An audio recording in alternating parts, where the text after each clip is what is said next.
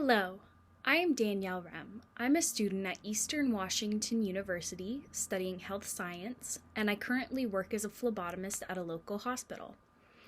Recently, I went to Meade Senior High School to teach the Health Occupation Students of America Club about phlebotomy and the opportunities that starting clinical work or working as a phlebotomist early can have on their futures.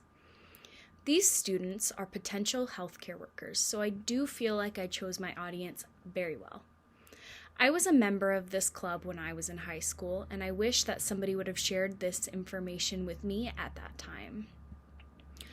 I feel like I personally have the engagement and the energy to draw students in and teach them skills in a very fun way. I believe this to be an extremely beneficial skill to possess in education because if you can't engage your students, they will not listen or learn what you want to teach them. I believe I can present pretty well and deliver information in a consistent manner.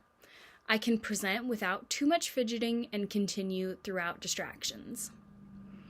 While I do feel I have the potential to be a great educator or a health promoter, I believe that there are still things I need to work on.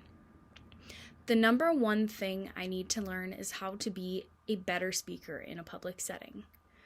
I have improved exponentially over the last few years, and I think exposure to public speaking has really helped me with this.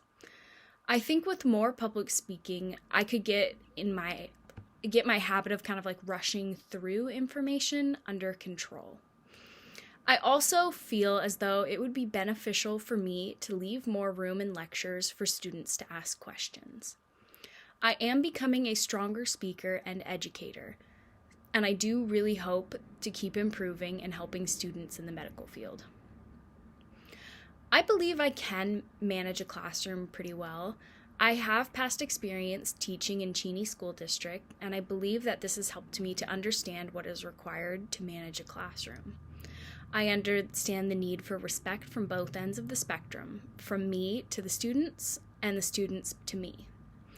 The students were asked to stay off their phones, and if they needed to leave, that they would do so quietly.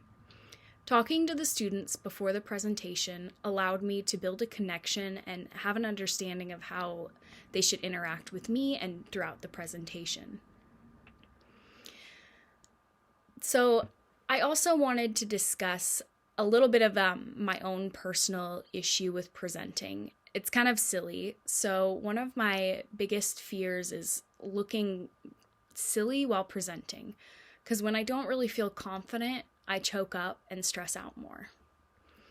To fight this off, I wore scrubs because it's my current job uniform. It fit the presentation because I was teaching about phlebotomy and I was doing a live blood draw on someone. And that clothing does bring me confidence and make me feel a lot more comfortable in my own skin. I also reviewed my presentation many times beforehand, which helped me to know what I was going to say while I was presenting. If I didn't do this, I think I would have stuttered and kind of got stuck on my own words a bit more.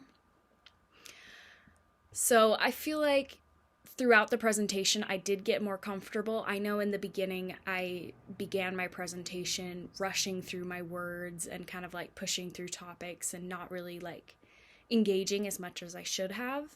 But I feel like once I started to get a little bit more comfortable presenting and feeling okay in that setting, I did get better and I slowed down and I gave more opportunities for people to ask questions and to participate in the lecture.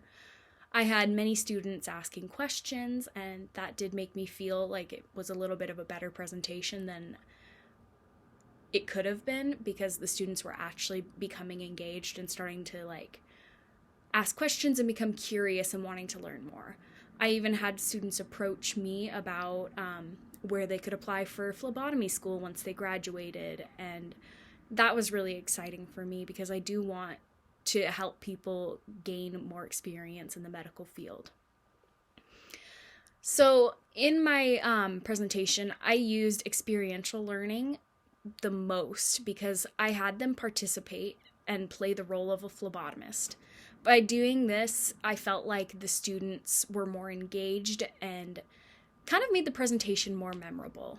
So what I had the students do was tying tourniquets on each other and feel for veins.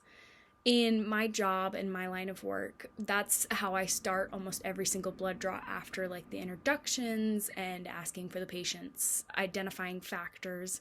We always start with tying the tourniquets and feeling for veins. And so that's a really, really big part of phlebotomy, is to understand how to find the veins. So I felt like it was a very memorable and fun way to end the presentation. I also chose to do this part at the end of the presentation because I did give each student their own tourniquet to take home, and I felt that if I gave it to them early in the presentation, they would all be just sitting there playing with the tourniquet and not actually listening, so I saved it for the end. I really do feel like this allowed for the students to experience how we do our work every day.